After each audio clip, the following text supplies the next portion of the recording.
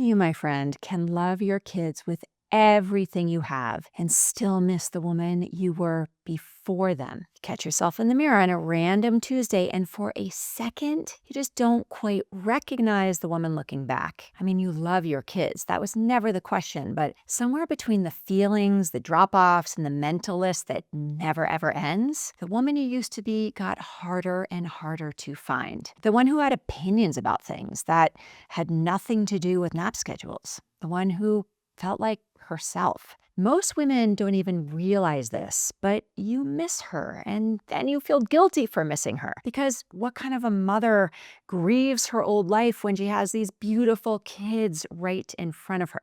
Okay, I have been here too, and by the end of this video, I think you'll see that you didn't actually lose yourself, and finding your way back doesn't mean leaving any of it behind. So stay with me here. I've spent 20 years working with moms, and this is one of the most common things I hear. Usually said almost like a confession, right? Like, I don't recognize myself anymore. I said it too. When my first daughter was born, I looked completely fine on the outside, and inside I was a spinning, overwhelmed mess who couldn't remember the last time she'd felt like herself. For example, I loved being with people before I became a mom, and that whole first year after having my daughter, I felt so consumed by self-judgment that I kind of crawled into a hole. I missed my old social self so much. So if you felt this, you are in very, very good company. Let me show you what's actually happening here, though, because it isn't what you think. Let's start with the guilt, because this is one of the things keeping you stuck. Missing who you were feels like a betrayal. Like if you were really grateful, if you were a really good mom, you wouldn't want anything for yourself. But that missing isn't ingratitude, it's grief.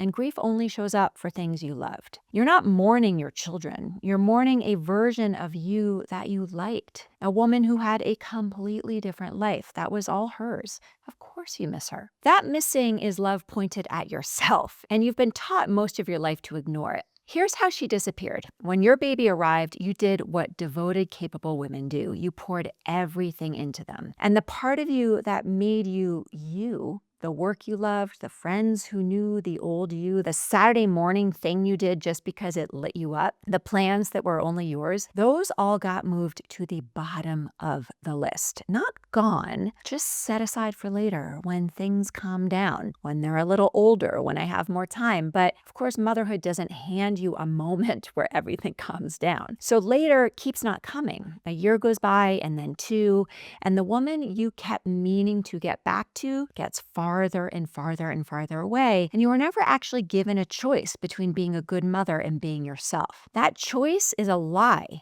okay? Your kids don't need a mother who vanished into them. They need to watch a woman they love be fully alive. When your child sees you lit up by something that has nothing to do with them, you're showing them what a whole life looks like. You're teaching them that a person is allowed to matter to herself. So here's the good news. You can find your way back to her right inside this life, in the cracks of an ordinary week. The usual advice is to go book a spa day and take some me time, right? But that can miss the point entirely. I mean, a massage is lovely, but is not the same as remembering who you are. This is much smaller and more realistic than that. It starts with letting yourself want something again, feeling the pull towards the thing you used to love. And instead of shutting it down with there's no time, actually getting curious about it. It's reconnecting with her the way you'd reconnect with a friend you lost touch with. You don't need a whole weekend away. You need 10 minutes, maybe just a few times a week, doing something that is yours. The book you keep restarting, the walk without the stroller, the work that has nothing to do with anyone's nap, the old friend you keep meaning to call. Small and consistent beats big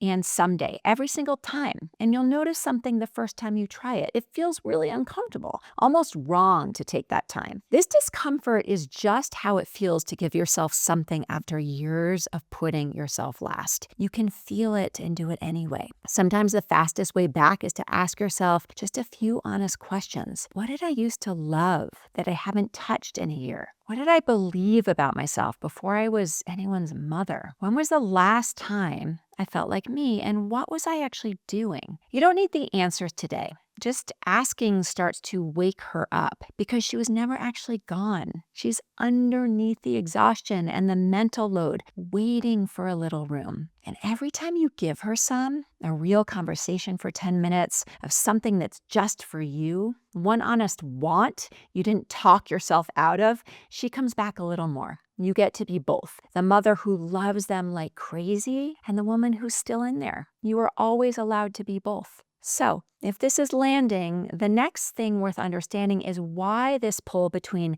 who you are and who you're becoming hits capable, driven women so hard. And I made a video on the two brains that every mother is working with, and it's the foundation under everything I just talked about. So go watch that one next. Okay. The next time you catch yourself in the mirror and she feels so far away, remember, you didn't lose her. You just haven't given her much room lately. Start with 10 minutes. She will meet you right there. I'll see you in the next video.